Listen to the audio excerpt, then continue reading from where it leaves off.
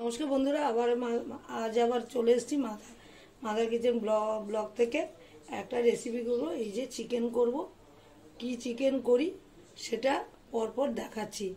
আমি তেল দিয়ে দিয়েছি, সাদা তেল, যেহেতু বেরেস্তা করেছি একটু তেলের কালারটা একটু চেঞ্জ হয়ে গেছে, আমি সাদা তেলে করেছি। একটু ঘি দিয়ে দেবো, ঘি দিয়ে দিলাম। এবার এই যে মশলা করে রেখেছি, এটা হলো আদা, রসুন, টমেটো, কাঁচা লঙ্কা। আমি কাঁচা লঙ্কায় করি, কাঁচা লঙ্কা, পেঁয়াজ, এগুলি সব বেটে নিয়েছি।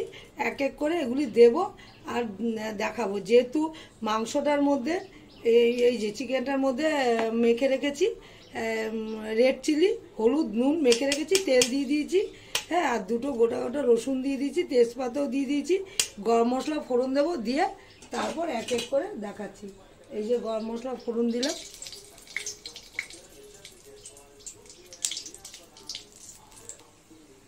এই যেগুলি বাটা মশলা বললাম সেগুলি দিয়ে দিচ্ছি। এখানে আর আমি মানে নুন দেবো না, যেহেতু ওখানে নুন বেশি করে দিয়ে দিয়েছি, শুধু সামান্য হলুদ দেবো। এই যে কষিয়ে তারপর কষানোটা অনেকটাই কষানো হয়ে গেলে তারপর মাংসটা দিয়ে দেবো। মাংস দিয়ে তারপর দেখাচ্ছি।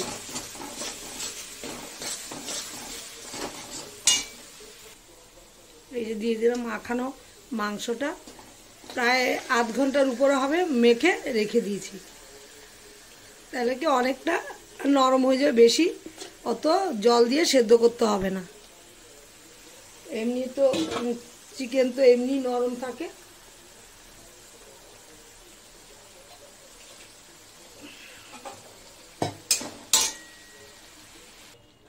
আমার মাংসটা কষানো হয়ে গেছে, এই যে পুরো কষানো, এই যে মশলা দিয়ে তেল ছেড়ে দিয়েছে।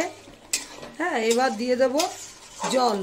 কি দিয়ে করছি এখনও মানে বলিনি, বাকি আরও কি দেবো। আলু তো দেবো না, আলু তো সবসময়ই খাই, আলু ছাড়া আলু দিয়ে তো খাই। এবার অন্য কিছু দিয়ে করব, সেটা দেখাবো, বলবো। এই যে হলো জল দিয়ে দিলাম, বেশি একদম একবারই ঝোল ঝোল করবো না। দেখ, এই যে আমার মাংসটা পুরোই হয়ে গেছে, একদম মানে তেল ভেসে উঠেছে উপরে। এবার দিয়ে দেবো এই যে গাঁঠি কচু সেদ্ধ করে ছাকা তেলে নুন, হলুদ, লঙ্কার গুঁড়ো দিয়ে ভেজে রেখেছিলাম, সেটাই দিয়ে দেবো। আমি করছি আজকে গাঁঠি কচু দিয়ে চিকেন।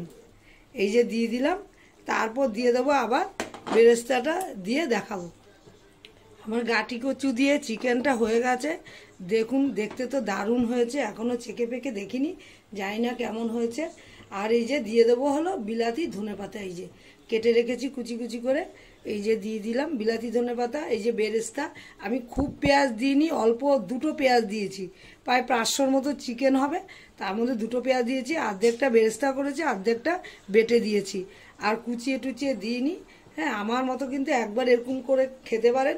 সব কিছুই ট্রাই করা উচিত, সবই খাওয়া জিনিস। আর কি যেন বলে, গাঁঠি। ভালো লাগলে লাইক, শেয়ার, কমেন্ট করে সাবস্ক্রাইব করতে একদমই ভুলবেন না। সবাই ভালো থাকেন, সুস্থ থাকেন। আমিও সুস্থ থাকলে ভালো ভালো রান্না টিফিনও দেখাবো। আমার রেসিপিটা হয়ে গেছে।